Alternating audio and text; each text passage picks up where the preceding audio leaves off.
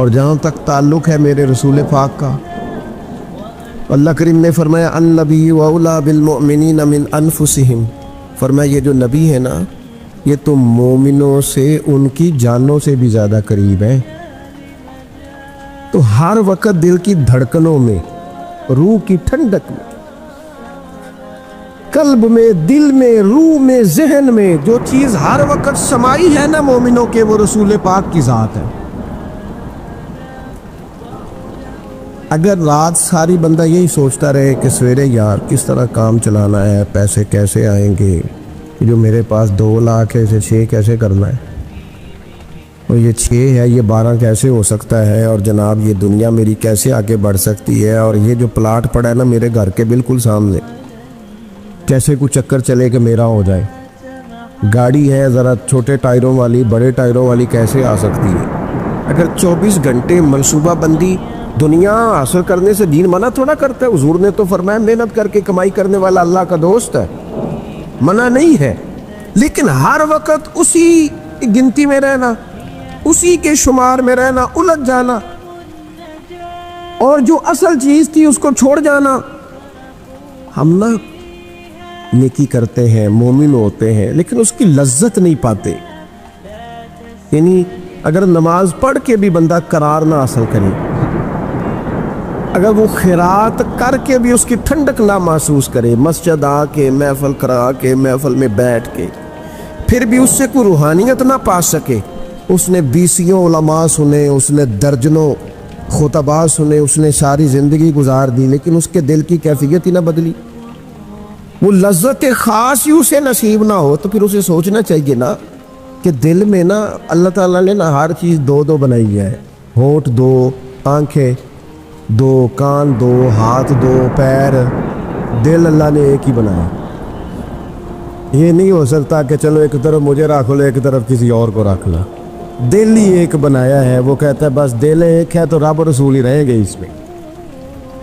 اس میں ادھر ادھر کی چاہتے نہ لے آنا، جب تک دل کے اندر پوری طور پر اللہ رسول کی، بخاری مسلم میں حدیث ہے، نبی پاک علیہ الصلوۃ والسلام نے فرمایا اگر تم چاہتے ہو نا تمہیں ایمان کی لذت نصیب ہو، آپ زیادہ غور کریں میری بات پر، ایک ہے کھانا، ایک ہے مزیدار کھانا، ایک ہے مومن ہونا اور ایک ہے مومن ہونے کا مزہ آنا، لذت نصیب ہونا کہ میں صاحب ایمان ہوں۔ فرمایا اگر تم چاہتے ہو کہ تمہیں ایمان کی لذت نصیب ہو، یہ حدیث آپ نے بھولنی نہیں، بخاری مسلم میں، اگر چاہتے ہو کہ ایمان کی لذت نصیب ہو تو 3 کام کرو۔ یا رسول اللہ صلی اللہ تعالی علیہ وسلم کون کون سے؟ حضور فرمانے لگے پہلا کام یہ کرو کہ ہر چیز سے بڑھ کر اللہ رسول سے محبت کرو۔ غور کر لینا، یہ جو جھوٹی نا کہ بت بنائے ہوئے نا، میری عزت، میری برادری، میری افسری، میرا قبیلہ، میری کرسی، یہ غور کر لینا کہ کرسیاں زیادہ پیاری ہیں، اقتدار زیادہ پیارا ہے کہ اللہ رسول؟ ایک طرف رسول اللہ کی شریعت اور ایک طرف تیری برادری کے رسم و رواج، لیکن شادی والے دن رسم و رواج جیت گئے، کدھر گئی تیری محبت رسول؟ وہ صرف محفل والے دن تھی، ربیع الاول شریف میں تھی۔ ہم تو دیندار سمجھتے ہی اس کو ہیں جس کے گھر میں شادی ہو تو پتہ چلتا ہے کتنا دیندار ہے، محفل میں تو سارے دیندار ہوتے ہیں، یہ تو پتہ ہی تب چلتا ہے جب کسی کا انتقال ہو جائے نا، گھر میں کوئی خوشی آئے کہ اب یہ کتنا دیندار ہے، اب پتہ چلے گا۔ مسجد میں تو سارے دیندار ہیں۔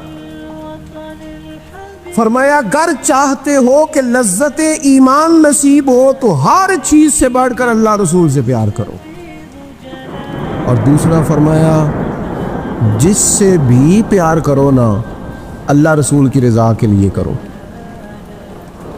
شکریہ کا تکلف بھی چھوڑ دو، وہ میرا احسان مانے گا یہ بھی چھوڑ دو، میری تعریف کرے گا یہ بھی چھوڑ دو، فقط اللہ رسول کی رضا کے لیے رشتے بنانے شروع کرو، مومن ہونے کا مزہ آئے گا۔ جتنے ہم شکوے کرتے ہیں نا رشتہ داروں کے، بھائیوں کے، قبیلوں کے، برادریوں کے، یہ سارے ختم ہو جائے اگر ہم محبت اللہ رسول کی وجہ سے کرنے شروع کر دیں۔ اگر بنیاد اللہ رسول کی رضا ہو تو ہماری طبیعتوں میں کسی کے لیے نفرت پیدا نہ ہو، بے ادبی پیدا نہ ہو، کوئی ایسا ماحول نہ ہے۔ کیوں؟ کہ ہم ڈائریکٹ پیار ہی نہیں کرتے. ہم جس سے بھی پیار کرتے ہیں درمیان میں رب اور رسول کو رکھ کے کرتے ہیں. اور حضور فرماتے ہیں قیامت کے دن رب اعلان کرے گا, اللہ فرمائے گا وہ کہاں ہیں جو دنیا میں میری رضا کے لیے آپس میں پیار کرتے تھے. یا اللہ کیا ملنے والا ہے؟ اللہ فرمائے گا آج میرے عرش کے سائے کے علاوہ سایہ کوئی نہیں. جو دنیا میں میری رضا کے لیے آپس میں پیار کرتے تھے انہیں آج میں اپنے عرش کا سایہ عطا کروں گا.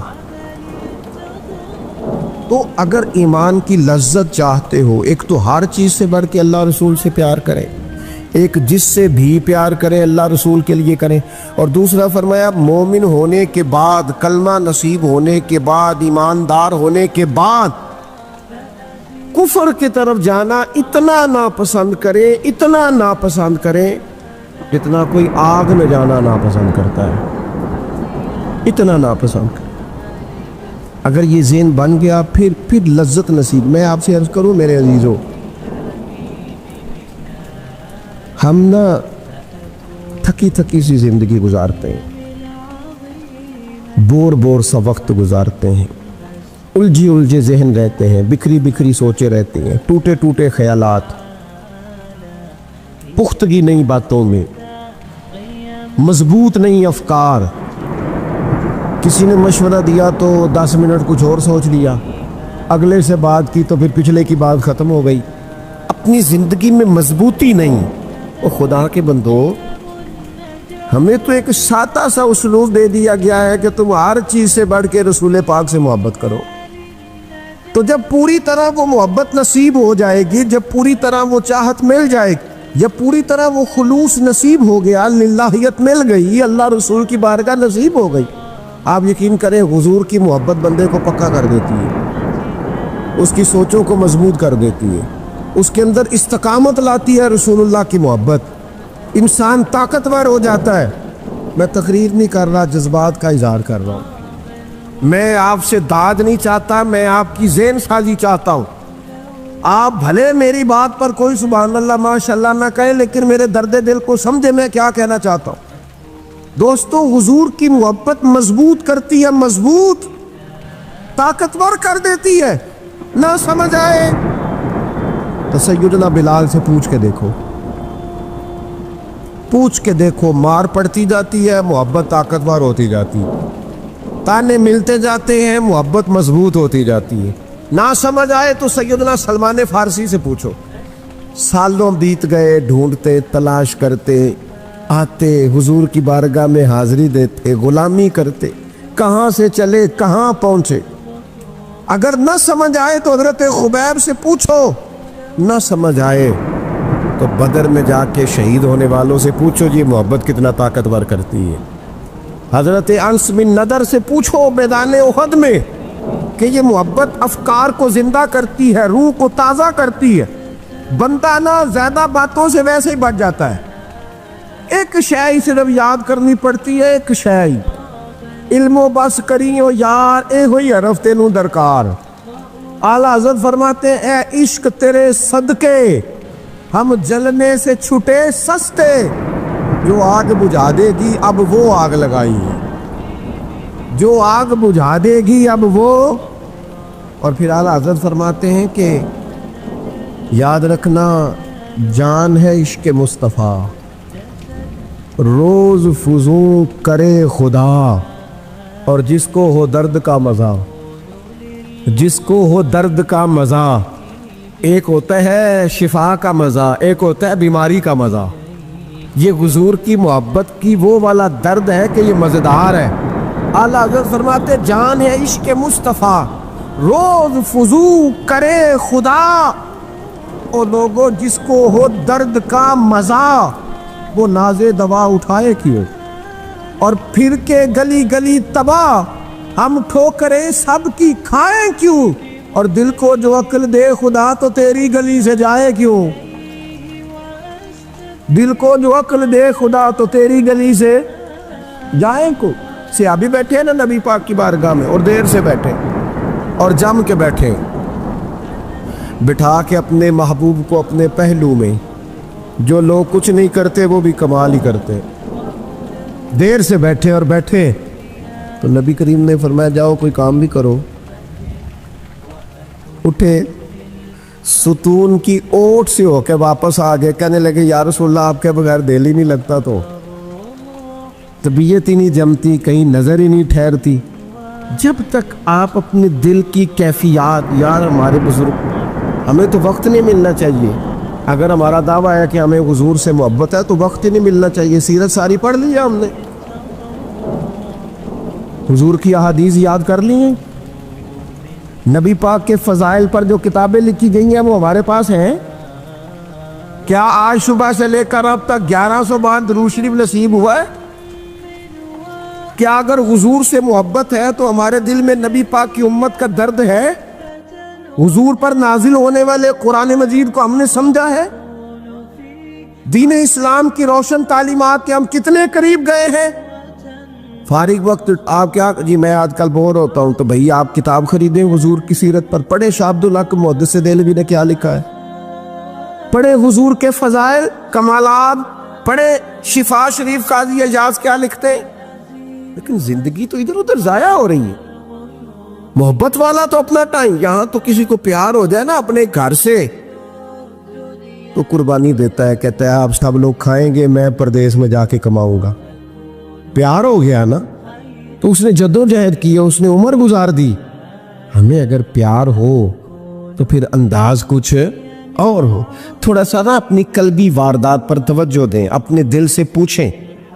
ایک تسبیح رکھ لیں ہاتھ میں, جس طرح موبائل ہو نا بندے کے پاس تو چین نہیں نہ لینے دیتا, جس طرح موبائل ہاتھ میں ہو تو چلتا رہتا ہے نا, انشاءاللہ تسبیح بھی ہاتھ میں ہوگی تو درود پاک چلتا رہے گا.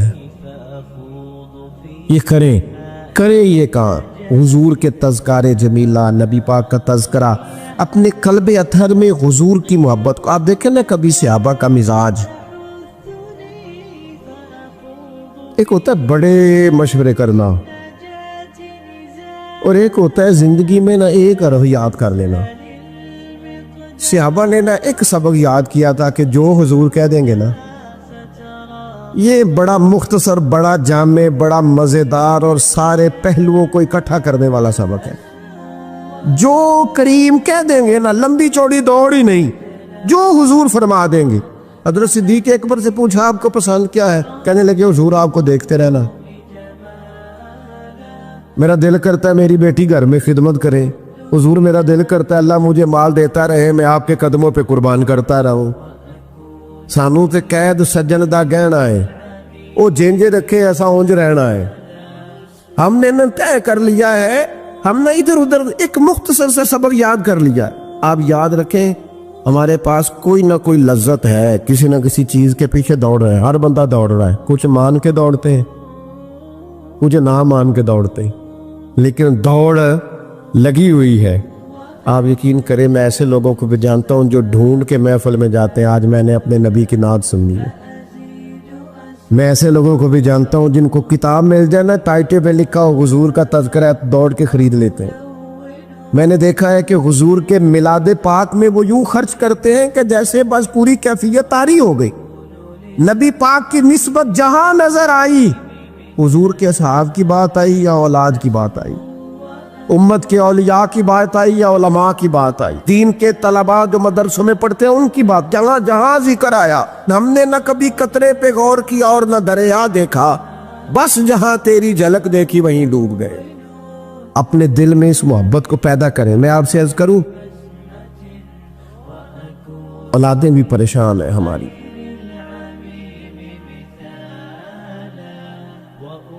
ہم نے بچوں کو پیسے دیے ہیں, ٹائم نہیں دیا. ہم نے بچوں کو گھر دیا ہے, خاندانی ماحول نہیں دیا. اب شکوہ صرف بچے سے نہیں کہ وہ موبائل پہ ہے, ابا بھی تو موبائل پہ ہی ہے نا, وہ بھی تو نہیں نا چھوڑ رہا. بچے جو چھوٹے موٹے سوالات اپنے ماں باپ سے پوچھتے تھے تو ایک خاندانی روایات, ان کا حسن منتقل ہوتا تھا, وہ اب رخصت ہو رہا ہے. بچے اپنے گھروں میں, آپ کو پتہ ہے یہ صحابہ کی اولادیں کیوں جان قربان کرتی تھی نبی پاک پہ؟ انہوں نے گھر میں جو دیکھا تھا نا اپنے ماں باپ کو کرتے, تو وہ تیار تھے. ایک سے ایک بڑھ کر تھا. حضرت عمر بن جموح جنگ میں آئے تو چاروں بیٹوں سمیت آئے, اولادیں ساتھ آئیں ان کی. کیوں؟ انہوں نے اپنے بچوں کو وقت دیا، ٹائم دیا، ان کی تربیت کی۔ دیکھیں، ایک ہے میں تقریر کروں، تقریر سے بھی بچے سیکھیں گے، ایک ہے کہ جو ان کا باپ کرتا ہے۔ میں اکثر ایک مثال دیتا ہوں، میں کہتا ہوں کہ کئی دفعہ گھر میں نا اماں کہتی پتر چپ کر جا، تیرا ابا آج کل پریشان ہے، ناراض ہو جائے گا، چپ کر، ابھی بات نہ کرنا، کاروباری ٹینشن چل رہی ہے۔ ہوتا ہے کہ نہیں؟